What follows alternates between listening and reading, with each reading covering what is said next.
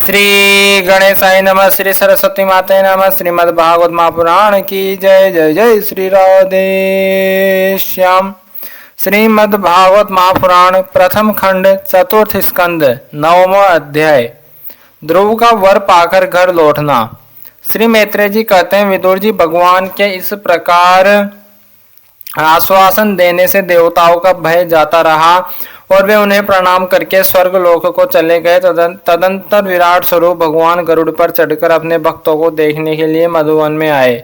उस समय ध्रुव जी तीव्र योगाभ्यास से एकाग्र हुए बुद्धि के द्वारा भगवान की बिजली के समान देदीप्यमान जिस मूर्ति का अपने हृदय कमल में ध्यान कर रहे थे वह सहसा विलीन हो गई। इससे घबराकर उन्होंने जो ही नेत्र खोले कि भगवान के उसी रूप को बाहर अपने सामने खड़ा देखा। प्रभु का दर्शन पाकर बालक ध्रुव को बड़ा कुतूहल हुआ। वे प्रेम में अधीर हो गए। उन्होंने पृथ्वी पर दंड के समान लौटकर उन्हें प्रणाम किया। फिर वे इस प्रकार प्रेम भरी दृष्टि से उनकी ओर देखने लगे मानो नेत्रों से उन्हें पी जाएंगे, मुख से चूम लेंगे और भुजाओं में कस लेंगे। वे हाथ जोड़े प्रभु के सामने खड़े थे और उनकी स्तुति करना चाहते थे, परंतु किस प्रकार करे यह नहीं जानते थे। सर्वअंतर्यामी हरि उनके मन की बात जान गए। उन्होंने कृपा पूर्वक अपने वेदमय शंख को उनके गाल से छुआ दिया। ध्रुव जी भविष्य में अविचल पद प्राप्त करने वाले थे। इस समय शंख का स्पर्श होते ही उन्हें वेदमयी दिव्य वाणी प्राप्त हो गई और जीव तथा ब्रह्मा के स्वरूप का भी निश्चय हो गया।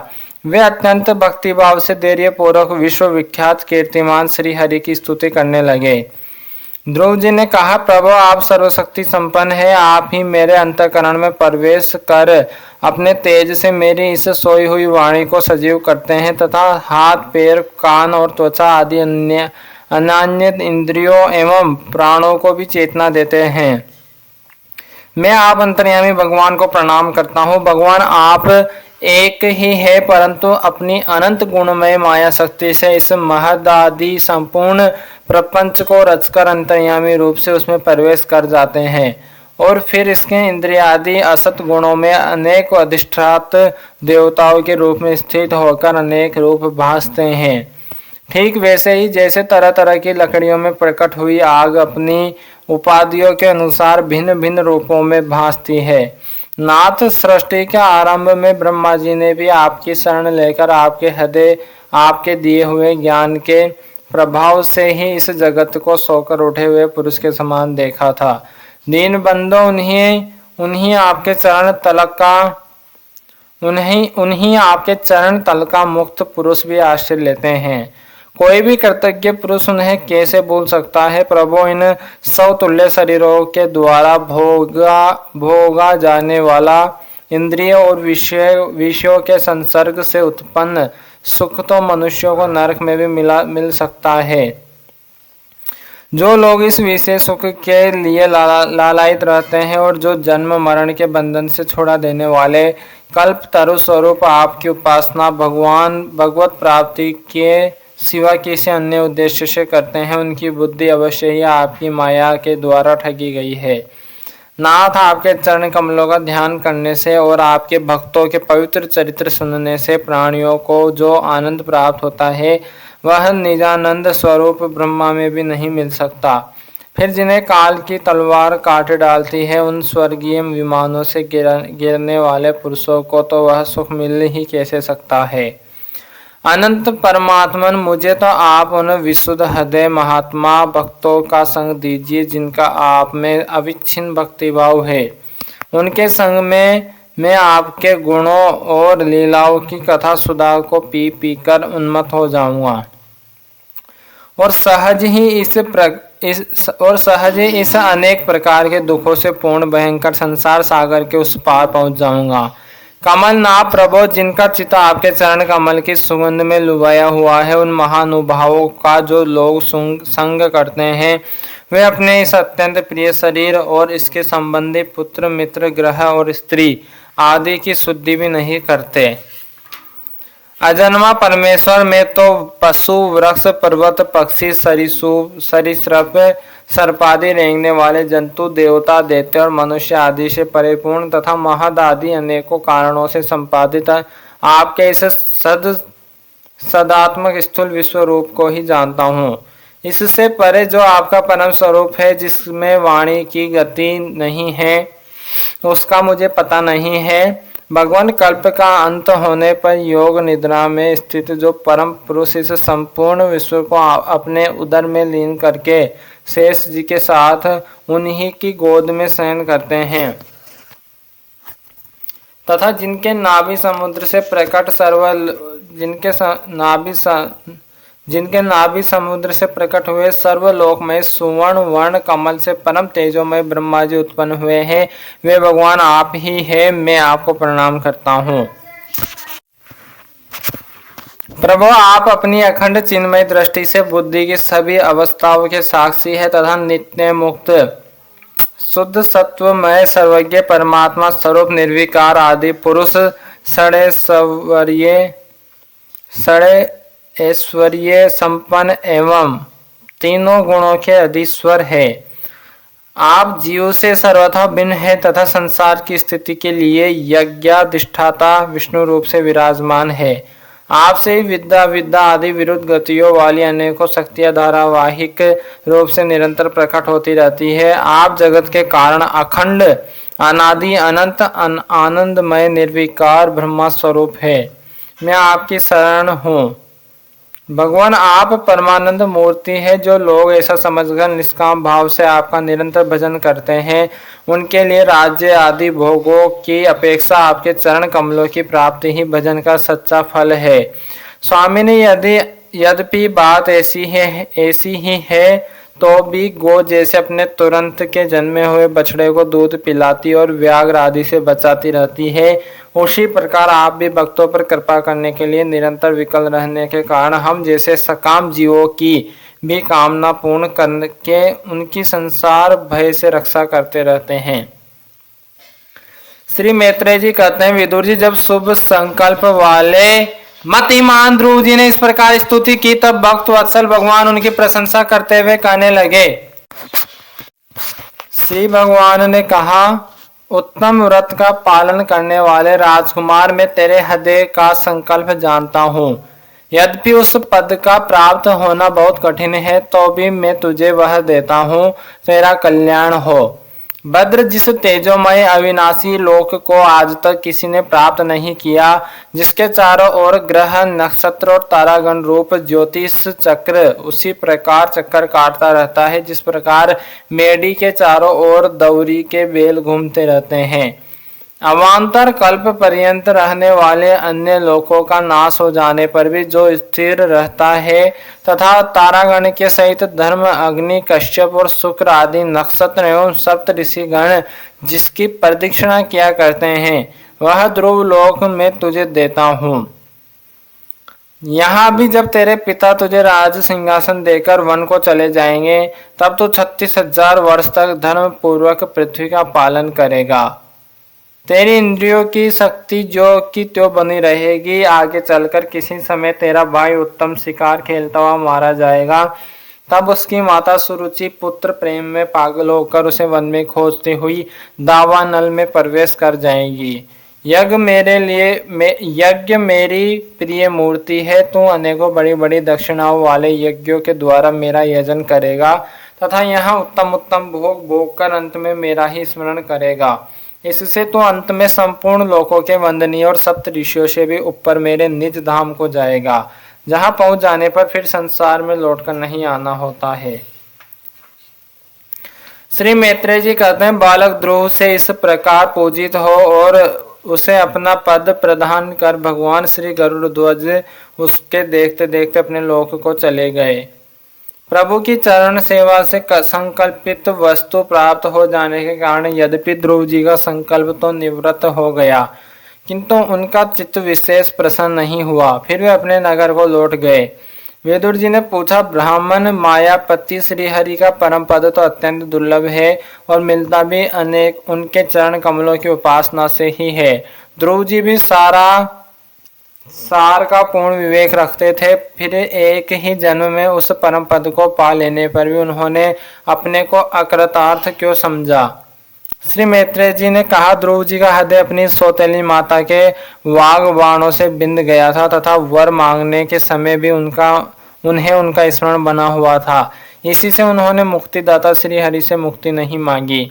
अब जब भगवद दर्शन से वह मनोमालिन्य दूर हो गया तो उन्हें अपने इस भूल के लिए पश्चाताप हुआ। ध्रुव जी मन ही मन कहने लगे, अहो सनकादि उद्वेरता नैष्ठिक ब्रह्मचारी सिद्ध भी जिन्हें समाधि द्वारा अनेकों जन्मों में प्राप्त कर पाते हैं, उन भगवत चरणों की छाया को मैंने 6 महीने में ही पा लिया। किंतु चित्त में दूसरी वासना रहने के कारण मैं फिर उनसे दूर हो गया। अहो मुझ मंदभाग्य की मूर्खता, तो देखो मैंने संसार पास को काटने वाले प्रभु के पाद पदों में पहुंचकर भी उनसे नाशवान वस्तु की ही याचना की। देवताओं को सर्वभोग के पश्चात फिर नीचे गिरना होता है, इसलिए वे मेरी भगवत प्राप्ति रूप उच्च स्थिति को सहन नहीं कर सके, अतः उन्होंने ही मेरी बुद्धि को नष्ट कर दिया। तभी तो मुझ दुष्ट ने नारद जी की यथार्थ बात भी स्वीकार नहीं की। यद्यपि संसार में आत्मा के सिवा दूसरा कोई भी नहीं है, तथापि सोया हुआ मनुष्य जैसे स्वप्न में अपने ही कल्पना किए हुए व्याघ्र आदि से डरता है, उसी प्रकार मैंने भी भगवान की माया से मोहित होकर भाई को ही शत्रु मान लिया और व्यर्थ ही द्वेष रूप हार्दिक रोग से जलने लगा। जिन्हें प्रसन्न करना अत्यंत कठिन है, उन्हीं विश्वात्मा श्री हरि को तपस्या द्वारा प्रसन्न करके मैंने जो कुछ मांगा है वह सब व्यर्थ है। ठीक उसी तरह जैसे गतायु पुरुष के लिए चिकित्सा व्यर्थ होती है। ओ मैं बड़ा भाग्यहीन हूँ। संसार बंधन का नाश करने वाले प्रभु से मैंने संसार ही मांगा।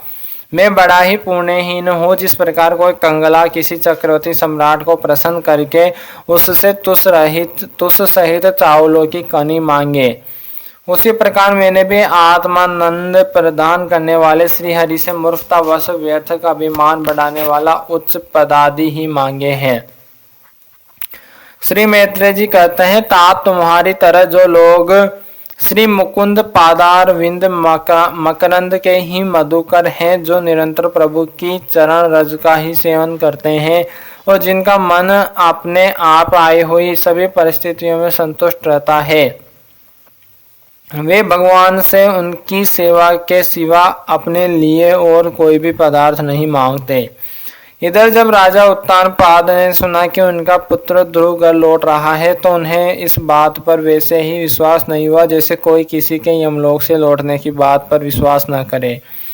उन्होंने यह सोचा कि मुझ अभाग्य को ऐसा भाग्य कहाँ, परंतु फिर उन्हें देवर्षि नारद की बात याद आ गई। इससे उनका इस बात में विश्वास हुआ और वे आनंद के वेग से अधीर हो उठे। उन्होंने अत्यंत प्रसन्न होकर यह समाचार लाने वाले को एक बहुमूल्य हार दिया। राजा उत्तानपाद ने पुत्र का मुख देखने के लिए उत्सुक होकर बहुत से ब्राह्मण कुल के बड़े बूढ़े मंत्री और बंधुजनों को साथ लिया तथा एक बढ़िया घोड़ों वाले सुवर्ण जटित रथ पर सवार होकर वे झटपट नगर के बाहर आए। उनके आगे आगे वेद ध्वनि होती जाती थी तथा शंख दुंदुभी एवं वंशी आदि अनेकों मांगलिक बाजे बजते जाते थे। उनकी दोनों रानियां सुनीति और सुरुचि भी सुवर्णमय आभूषणों से विभूषित हो राजकुमार उत्तम के साथ पालकियों पर चढ़कर चल रही थी। ध्रुव जी उपवन के पास आ पहुंचे। उन्हें देखते ही महाराज उत्तानपाद तुरंत रथ से उतर पड़े। पुत्र को देखने के लिए वे बहुत दिनों से उत्कंठित हो रहे थे। उन्होंने झटपट आगे बढ़कर प्रेमातुर हो लंबी लंबी सांसें लेते हुए ध्रुव को भुजाओं में भर लिया। अब ये पहले के ध्रुव नहीं थे। प्रभु के परम पुनीत पाद पदों का स्पर्श होने से इनके समस्त पाप बंधन कट गए थे। राजा उत्तानपाद की एक बहुत बड़ी कामना पूर्ण हो गई। उन्होंने बार बार पुत्र का सिर सूंघा और आनंद तथा प्रेम के कारण निकलने वाले ठंडे ठंडे आंसुओं से उन्हें नहला दिया। तदंतर सज्जनों में अग्रगण्य ध्रुव जी ने पिता के चरणों में प्रणाम किया और उनसे आशीर्वाद पाकर कुशल प्रसन्न आदि से सम्मानित हो दोनों माताओं को प्रणाम किया। छोटी माता सुरुचि ने अपने चरणों पर झुके हुए बालक ध्रुव को उठाकर हृदय से लगा लिया और अश्रु गदगद वाणी से चिरंजीवी रहो ऐसा आशीर्वाद दिया। जिस प्रकार जल स्वयं ही नीचे की ओर बहने लगता है, उसी प्रकार मैत्री आदि गुणों के कारण जिस पर श्री भगवान प्रसन्न हो जाते हैं, उसके आगे सब जीव झुक जाते हैं। इधर उत्तम और ध्रुव दोनों ही प्रेम से विहल होकर मिले। एक दूसरे के अंगों को स्पर्श पाकर उन दोनों के ही शरीर रोमांच हो आया, उनके शरीर में रोमांच हो आया तथा नेत्रों से बार बार आंसुओं की धारा बहने लगी। ध्रुव की माता सुनीति अपने प्राणों से भी प्यारे पुत्र को गले लगाकर सारा संताप भूल गई। उसके सुकुमार अंगों के स्पर्श से उसे बड़ा ही आनंद प्राप्त हुआ। वीरवर विदुर जी, वीर माता सुनीति के स्तन उसके नेत्रों से झरते हुए मंगलमय आनंद आंसुओं से भीग गए और उनसे बार बार दूध बहने लगा। उस समय पूर्ववासी लोग उनकी प्रशंसा करते हुए कहने लगे, महारानी जी, आपका लाल बहुत दिनों से खोया हुआ था, सौभाग्यवश अब वह लौट आया। यह हम सबका दुख दूर करने वाला है, बहुत दिनों तक भूमंडल की रक्षा करेगा। आपने अवश्य ही शरणागत भयभंजन श्री हरि की उपासना की है। उनका निरंतर ध्यान करने वाले धीर पुरुष परम दुर्जय मृत्यु को भी जीत लेते हैं। विदुर जी, इस प्रकार जब सभी लोग ध्रुव के प्रति अपना लाड प्यार प्रकट कर रहे थे, उसी समय उन्हें भाई उत्तम के सहित हथिनी पर चढ़ाकर महाराज उत्तानपाद ने बड़े हर्ष के साथ राजधानी में प्रवेश किया। उस समय सभी लोग उनके भाग्य की बड़ाई कर रहे थे। नगर में जहां तहां मगर के आकार के सुंदर दरवाजे बनाए गए थे तथा फल फूलों के गुच्छों के सहित केले के खंभे और सुपारी के पौधे सजाए गए थे। द्वार द्वार पर दीपक के सहित जल के कलश रखे हुए थे, जो आम के पत्तों, वस्त्रों, पुष्पमालाओं तथा मोतियों की लड़ियों से सुसज्जित थे। जिन अनेकों परकोटों, फाटकों और महलों से नगरी सुशोभित थी, उन सबको सुवर्ण की सामग्रियों से सजाया गया था तथा उनके कंगूरे विमानों के शिखरों के समान चमक रहे थे। नगर के चौक, गलियां, अटारियों और सड़कों को झाड़ बुहार कर उन पर चंदन का छिड़काव किया गया था और जहां तहां खिल, चावल, पुष्प, फल, जौ एवं अन्य मांगलिक उपहार सामग्रियां सजी रखी थी। ध्रुव जी राजमार्ग से जा रहे थे। उस समय जहां तहां नगर की शीलवती सुंदरियां उन्हें देखने को एकत्र हो रही थी। उन्होंने वात्सल्य भाव से उनको शुभ आशीर्वाद देते हुए उन पर सफेद सरसों, अक्षत, दही, जल, दुर्वा, पुष्प और फलों की वर्षा की। इस प्रकार उनके मनोहर गीत सुनते हुए ध्रुव जी ने अपने पिता के महल में प्रवेश किया। वह श्रेष्ठ भवन महामूल्य मणियों की लड़ियों से सुसज्जित था। उसमें अपने पिताजी के लाड प्यार का सुख भोगते हुए वे उसी प्रकार आनंद पूर्वक रहने लगे जैसे स्वर्ग में देवता लोग रहते हैं। वहां दूध के फेन के समान सफेद और कोमल सैयाए, हाथी दांत के पलंग, सुनहरे कामदार पर्दे, बहुमूल्य आसन और बहुत सा सोने का सामान था। उसी की स्फटिक और महामरकतमणि पन्ने की दीवारों में रत्नों की बनी हुई स्त्री मूर्तियों पर रखे हुए मणिमय दीपक जगमगा रहे थे। उस महल के चारों ओर अनेक जाति के दिव्य वृक्षों से सुशोभित उद्यान थे, जिनमें नर और मादा पक्षियों का कलरव तथा मतवाले बोरों का गुंजार होता रहता था। उन बगीचों में वेद्य मणि पुखराज की सीढ़ियों से सुशोभित बावलियां थी, जिनमें लाल, नीले और सफेद रंग के कमल खिले रहते थे तथा हंस, कारंडव, चकवा एवं सारस आदि पक्षी कीड़ा करते रहते थे। राज ऋषि उत्तानपाद ने अपने पुत्रों के अति अद्भुत प्रभाव की बात देवर्षि नारद से पहले ही सुन रखी थी। अब उसे प्रत्यक्ष वैसा ही देखकर उन्हें बड़ा आश्चर्य हुआ।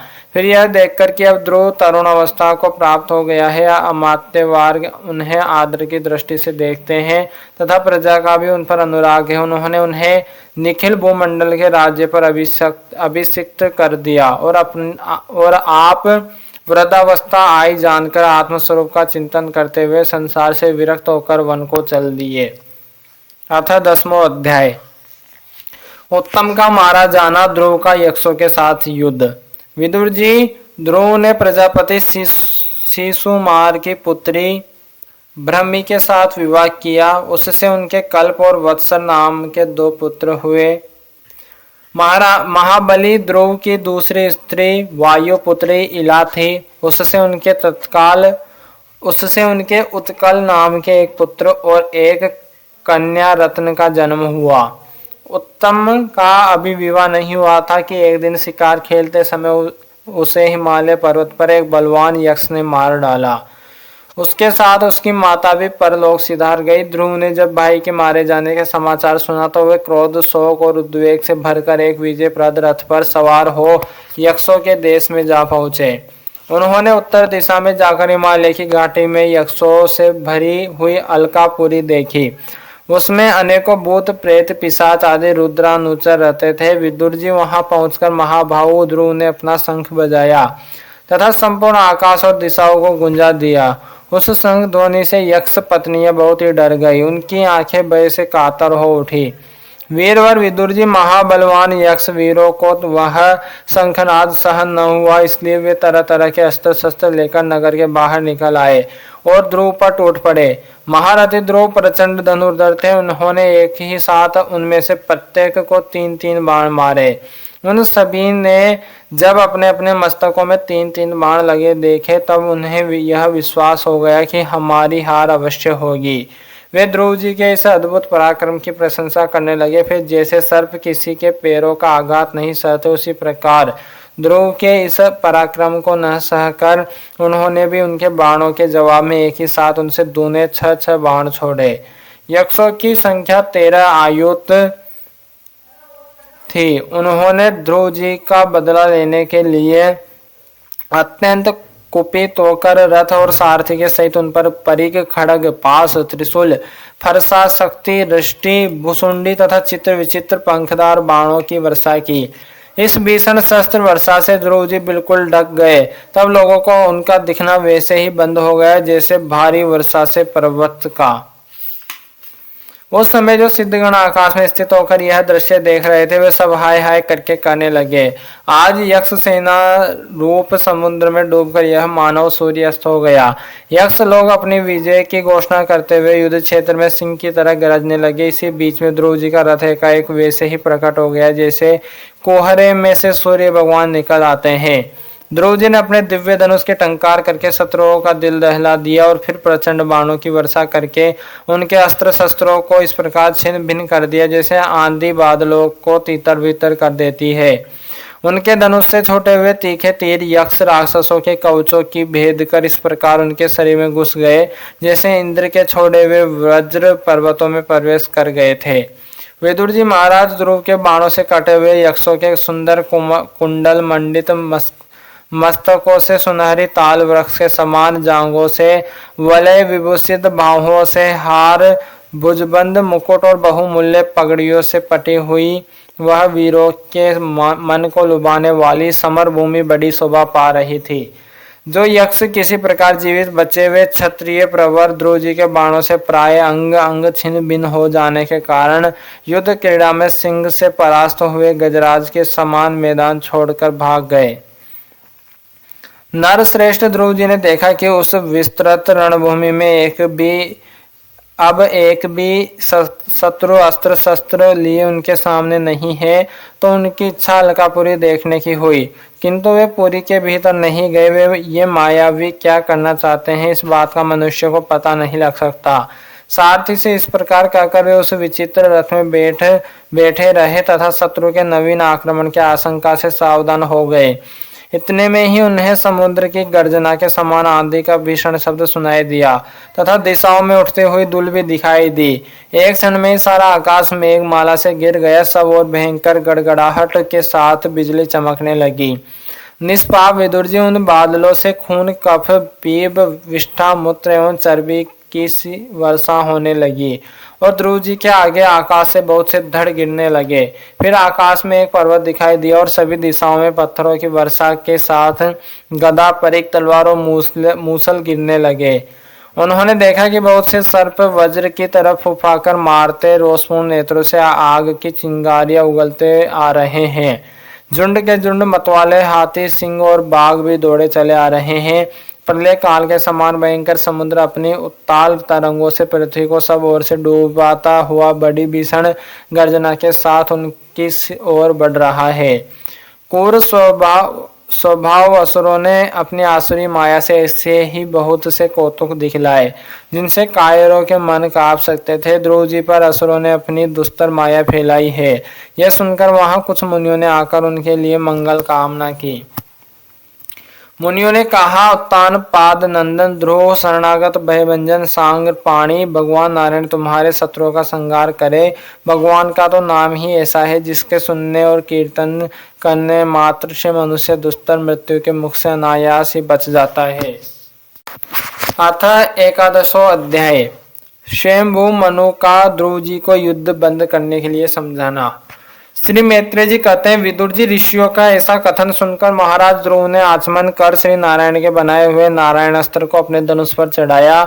उस बाण के चढ़ाते ही यक्षों द्वारा रची हुई नाना प्रकार की माया उसी क्षण नष्ट हो गई। जिस प्रकार ज्ञान का उदय होने पर अविद्या आदि क्लेश नष्ट हो जाते हैं, ऋषिवर नारायण के द्वारा आविष्कृत उस अस्त्र को धनुष पर चढ़ाते ही उससे राजहंस के से पक्ष और सोने के फल वाले बड़े तीखे बाण निकले और जिस प्रकार मयूर केकराव करते वन में घुस जाते हैं, उसी प्रकार भयानक साय साय शब्द करते हुए शत्रु की सेना साय साय शब्द करते हुए वे शत्रु की सेना में घुस गए। उन तीखी धार वाले बाणों ने शत्रुओं को बेचैन कर दिया। तब उस गण में अनेकों यक्षों ने अत्यंत कुपित होकर अपने अस्त्र शस्त्र संभाले और जिस प्रकार गरुड़ के छेड़ने से बड़े बड़े सर्प फन उठाकर उनकी ओर दौड़ते हैं, उसी प्रकार वे इधर उधर से ध्रुव जी पर टूट पड़े। उन्हें सामने आते देख ध्रुव जी ने अपने बाणों द्वारा उनकी भुजाएं, जांघें, कंधे और उदर आदि अंग प्रत्यंगों को छिन्न भिन्न कर उन्हें उस सर्वश्रेष्ठ लोक सत्यलोक में भेज दिया जिसमें उद्वरेता मुनिगण सूर्य मंडल का भेदन करके जाते हैं। अब उनके पितामह स्वयंभू मनु ने देखा कि विचित्र रथ पर चढ़े हुए ध्रुव अनेकों निरपराध यक्षों को मार रहा है, तो उन्हें उन पर बहुत दया आई। वे बहुत से ऋषियों को साथ लेकर वहां आए और अपने पौत्र ध्रुव को समझाने लगे। मनु जी ने कहा, बेटा बस अधिक क्रोध करना ठीक नहीं। यह पापी नरक का द्वार है। इसके वशीभूत होकर तुमने इन निरपराध यक्षों का वध किया है। तात तुम जो निर्दोष यक्षों के संहार पर उतर रहे हो, यह हमारे कुल के योग्य कर्म नहीं है। साधु पुरुष इसकी बड़ी निंदा करते हैं। बेटा तुम्हारा अपने भाई पर बड़ा अनुराग था, यह तो ठीक है, परंतु देखो उसके वध से संतप्त होकर तुमने एक यक्ष के अपराध करने पर प्रसंगवश कितनों की हत्या कर डाली। इस जड़ शरीर को ही आत्मा मानकर इसके लिए पशुओं की भांति प्राणियों की हिंसा करना, यह भगवत सेवी साधु जनों का मार्ग नहीं है। प्रभु की आराधना करना बड़ा कठिन है, परंतु तुमने तो लड़कपन में ही संपूर्ण भूतों के आश्रय स्थान श्री हरि की सर्वभूत आत्मा भाव से आराधना करके उनका परम पद प्राप्त कर लिया है। तुम्हें तो प्रभु भी अपना प्रिय भक्त समझते हैं तथा भक्त जन भी तुम्हारा आदर करते हैं। तुम साधु जनों के पथ प्रदर्शक हो, फिर भी तुमने ऐसा निंदनीय कर्म कैसे किया। सर्वात्मा श्री हरि तो अपने से बड़े पुरुषों के प्रति सहनशीलता, छोटे के प्रति दया, बराबर वालों के साथ मित्रता और समस्त जीवों के साथ समता का बर्ताव करने से ही प्रसन्न होते हैं। और प्रभु के प्रसन्न हो जाने पर पुरुष प्राकृत गुण एवं उनके कार्य रूप लिंग शरीर से छूटकर परमानंद स्वरूप ब्रह्मा पद प्राप्त कर लेता है। बेटा ध्रुव देह आदि के रूप में परिणत हुए पंचभूतों से स्त्री पुरुष का आविर्भाव होता है और फिर उनके पारस्परिक समागम से दूसरे स्त्री पुरुष उत्पन्न होते हैं। ध्रुव इस प्रकार भगवान की माया से सत्व आदि गुणों में न्यूनादि का भाव होने से ही जैसे भूतों द्वारा शरीर की रचना होती है, वैसे ही उनकी स्थिति और प्रलय भी होते हैं। पुरुष श्रेष्ठ निर्गुण परमात्मा तो इनमें केवल निमित्त मात्र है। उसके आश्रय से यह कार्य कारणात्मक जगत उसी प्रकार भ्रमता रहता है जैसे चुंबक के आश्रय से लोहा। काल शक्ति के द्वारा क्रमशः सत्वादि गुणों में शोभ होने से लीलामय भगवान की शक्ति भी सृष्टि आदि के रूप में विभक्त हो जाती है। अतः भगवान अकर्ता होकर भी जगत की रचना करते हैं और संहार करने वाले न होकर भी इसका संहार करते हैं। सचमुच उन अनंत प्रभु की लीला सर्वथा अचिंतनीय है। ध्रुव वे काल स्वरूप अव्यय परमात्मा ही स्वयं अंतरहित होकर भी जगत का अंत करने वाले हैं तथा अनादि होकर भी सबके आदि करता है। वे ही एक जीव से दूसरे जीव को उत्पन्न कर संसार की सृष्टि करते हैं तथा मृत्यु के द्वारा मारने वाले को भी मरवा कर उसका संहार करते हैं। वे काल भगवान संपूर्ण सृष्टि में समान रूप से अनुप्रविष्ट हैं। उनका न तो कोई मित्र पक्ष और न शत्रु पक्ष। जैसे वायु के चलने पर धूल उसके साथ साथ उड़ती है, उसी प्रकार समस्त जीव अपने अपने कर्मों के अधीन होकर काल की गति का अनुसरण करते हैं, अपने अपने कर्म अनुसार सुख दुख आदि फल भोगते हैं। सर्व समर्थ श्री हरि कर्म बंधन में बंधे हुए जीव की आयु की वृद्धि और क्षय का विधान करते हैं, परंतु वे स्वयं इन दोनों से रहित और अपने स्वरूप में स्थित है। राजन, इन परमात्मा को ही मीमांसक लोग कर्म चावर्क स्वभाव वैशोषिक मतावलंबी काल ज्योतिषी देव और काम शास्त्री काम कहते हैं। वे किसी भी इंद्रिय या प्रमाण के विषय नहीं है। महद आदि अनेक शक्तियां भी उन्हीं से प्रकट हुई है। वे क्या करना चाहते हैं इस बात को भी संसार में कोई नहीं जानता। फिर अपने मूल कारण उन प्रभु को तो कौन ही जान सकता है। बेटा, ये कुबेर के अनुसार तुम्हारे भाई को मारने वाले नहीं है, क्योंकि मनुष्य के जन्म मरण का वास्तविक कारण तो ईश्वर ही है। एकमात्र वही संसार को रचता पालता और नष्ट करता है, किंतु अहंकार शून्य होने के कारण इसके गुण और कर्मों से वह सदा निर्लेप रहता है। वे संपूर्ण प्राणियों के अंतरात्मा, नियंता और रक्षा करने वाले प्रभु ही अपनी माया शक्ति से युक्त होकर समस्त जीवों का सृजन पालन और संहार करते हैं। जिस प्रकार नाक में नकेल पड़े हुए बैल अपने मालिक का बोझ ढोते रहते हैं, उसी प्रकार जगत की रचना करने वाले ब्रह्मादि भी नाम रूप डोरी से बंधे हुए उन्हीं की आज्ञा का पालन करते हैं। वे अभक्तों के लिए मृत्यु रूप और भक्तों के लिए अमृत रूप है तथा संसार के एकमात्र आश्रय है। तात तुम सब प्रकार उन्हीं परमात्मा की शरण लो। तुम 5 वर्ष की ही अवस्था में अपनी सौतेली माता के वाग बाणों से ममरा हत होकर माँ की गोद छोड़कर वन को चले गए थे। वहां तपस्या द्वारा जिन हंसी केश भगवान की आराधना करके तुमने त्रिलोकी से ऊपर ध्रुव पद प्राप्त किया है, और जो तुम्हारे वेर भावहीन सरल हृदय में वात्सल्य वसन विशेष रूप से विराजमान हुए थे, उन निर्गुण अद्वितीय अविनाशी और नित्य मुक्त परमात्मा को अध्यात्म दृष्टि से अपने अंतःकरण में ढूंढो। उनमें यह भेदभावमय प्रपंच न होने पर भी प्रतीत हो रहा है। ऐसा करने से सर्वशक्ति संपन्न परमानंद स्वरूप सर्वंतर्यामी भगवान अनंत में तुम्हारी सुदृढ़ भक्ति होगी और उसके प्रभाव से तुम में मेरेपन के रूप में दृढ़ हुई अविद्या की गांठ को काट डालोगे। राजन, जिस प्रकार औषधि से रोग शांत किया जाता है, उसी प्रकार मैंने तुम्हें जो कुछ उपदेश दिया है उस पर विचार करके अपने क्रोध को शांत करो। क्रोध कल्याण मार्ग का बड़ा ही विरोधी है। भगवान तुम्हारा मंगल करे। क्रोध के वशीभूत हुए पुरुष से सब लोगों का बड़ा भय होता है, इसलिए जो बुद्धिमान पुरुष ऐसा चाहता है कि मुझसे किसी भी प्राणी को भय न हो और मुझे भी किसी से भय न हो, उसे क्रोध के वश में कभी न होना चाहिए। तुमने जो यह समझकर कि ये मेरे भाई के मारने वाले हैं, इतने यक्षों का संहार किया है, इससे तुम्हारे द्वारा भगवान शंकर के सखा कुबेर जी का बड़ा अपराध हुआ है। इसलिए बेटा, जब तक कि महापुरुषों का तेज हमारे कुल को आक्रांत नहीं कर लेता, इसके पहले विनम्र भाषण और विनय के द्वारा शीघ्र ही उन्हें प्रसन्न कर लो। इस प्रकार स्वयं वो मनु ने अपने पौत्र ध्रुव को शिक्षा दी। तब ध्रुव जी ने उन्हें प्रणाम किया। इसके पश्चात वे महर्षियों के सहित अपने लोक को चले गए। श्रीमद् भागवत महापुराण की जय। श्री सीताराम भगवान की जय। श्री राधे श्याम जो सरकार की जय।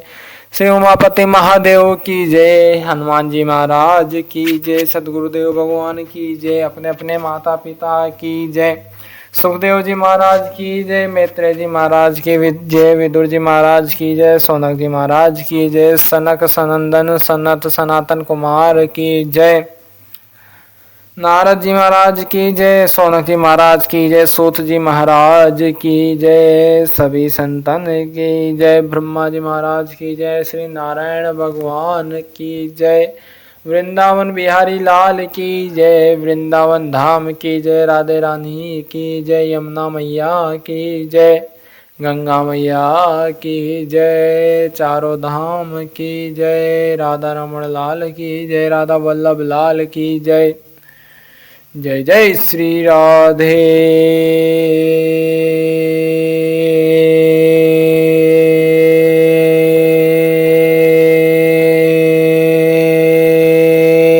श्याम सब गौ मिले श्री वृंदावन धाम। नमः पार्वती पतये हर हर महादेव। इति श्री सीताराम हनुमान सीताराम।